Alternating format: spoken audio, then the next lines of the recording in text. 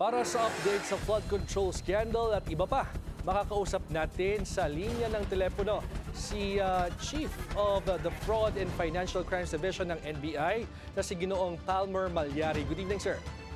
Good evening po, Sir George. Good evening po sa inyong mga tagapanood. Mr. Malyari, ano po ang update sa track teams nyo para kay Sara Diskaya and other accused in the Davao Ghost Project? Okay, in fact, even before the filing of the cases before the Regional Trial Court in Davao City, ang ating pong direktor ay nagsabi na po sa ating mga field commanders to be ready for the filing of the information, possible filing of information, and the issuance of warrants of arrest against Diskaya and the other accused. Kaya naman po, nang mabalitaan namin that the Ombudsman already filed the cases before the courts, ang ating po mga field commanders ay nag-ready na po dahil ito nga po ang instructions ng ating NBI director. Okay, but do you have any leads as to where Sara is? And nandito pa po ba siya sa Pasig o elsewhere? Well, we have leads po that we are pursuing. Sabi ko nga po kanina that our field commanders were actually submitting intel reports about potential whereabouts of our suspects. Pero para po hindi naman ma-compromise ang ating trabaho, I would rather that we would not release yung aming po mga intel reports. Okay, we understand that, sir. But any digital activity or bank movements na nakikita tayo sa dito sa Diskaya couple po?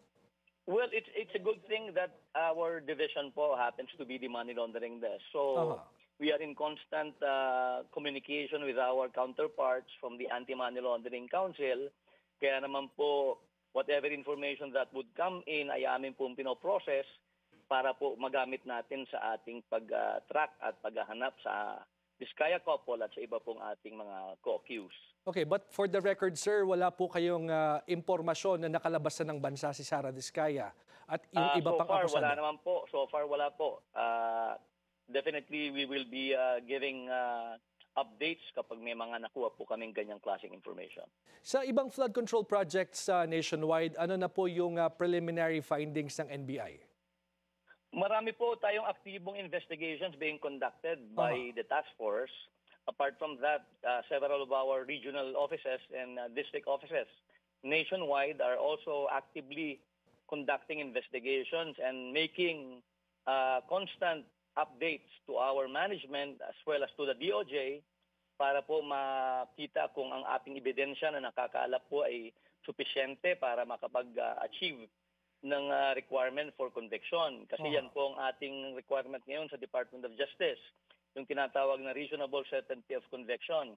Kaya naman ang ating pong mga ebidensya na kinukuha ay sinisiguro natin na matibay para hindi po basta-basta madidismiss kapag na-file po natin dito sa prosecutor's offices. We understand that, sir, but are we expecting more filing of cases in the coming days? Kasi sinabi po ng Pangulo, sinabi po kasi ng Pangulo na mas marami yung makukulong or magpapasko sa kulungan.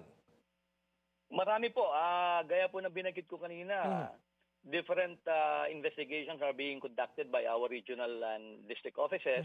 Bukod po doon sa task force which was actually formed for the purpose of conducting investigation. So, yung iba pong kaso are midway, yung iba naman po are almost done. Kaya po, as soon as these are actually completed and approved by our legal services, pwede na po namin sigurong ma-file ito sa prosecutor's offices. Any particular area, sir, na tinututukan po ninyo?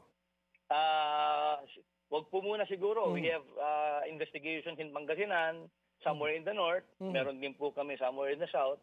Kaya po hindi po muna namin maibibigay ang updates dito dahil po para po hindi ma-compromise yung ating mga findings.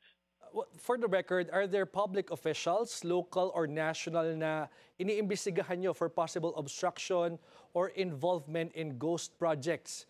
Big fish, kumbaga, yung gusto nating makita. Ang lahat po ng investigations natin are actually not only against private individuals, but sa more particularly the DPWH officials ng mga localities kung saan nagkaroon ng mga flood control projects. So we anticipate that the filing of cases would involve not only private individuals, pati yung mga nababanggit natin ng mga DPWH officials. How about elected officials, sir? Mayor, governor, congressman? Potentially po, we would be able to collect evidence against these local officials, and baka masama po ito kung halimbawa ang ebidensyang makukuha natin ay supisyente laban sa kanila. If you are to assess what you're doing right now, sir, on track pa rin po ba ang gobyerno o yung NBI in particular sa pagpapakulong umano sa sangkot sa flood control scandal bago matapos ang taon? Ang maganda po kasi dito, ang ating pong director is an agent from the ground up, paakyat po ito eh. So sanay po siya sa pag-iimbestiga. Kaya naman po alam niya kung paano bibigyan ng motivation ang ating mga agents na nagko-conduct ng investigation. Apart from that, alam naman po natin ang NBI actually adheres to the principles of thoroughness and legality sa ating mga investigations. Kaya po hangga't maaari hindi po kami humihinto o nag-i-slow down kasi we have to complete the tasks given to us para po masabi na nakapag-adhere kami doon sa ating principles of thoroughness.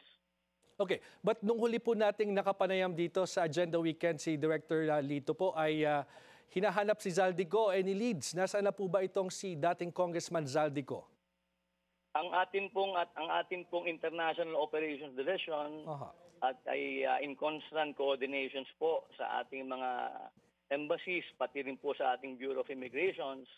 Kaya po masasabi ko po na hindi po humihinto ang NBI sa paghahanap po at pagkalap ng information laban kay Mr. Zaldico. Your message, sir, to the public na naiinip na, naghihintay ng resulta ng mga investigasyon at makukulong bago matapos ang taon? Okay, ilang araw lang po, nagpa-interview po si Ombudsman Boying Rimulya. Sinabi niya na alam niya na naiinip ang publiko, pero gayon din sinasabi niya na dapat magbigay ng konting pangunawa sa ating mga investigators. Kasi in the process of our investigation, we do not want that we would be committing mistakes and committing violations against human rights. Kaya naman po sinisiguro namin, bagamat calibrated, mabagal para sa iba, pero naniniguro lang po tayo na tama ang ating ebidensya. Para, sabi ko nga po kanina, mataas na po kasi ang requirement, reasonable certainty of conviction.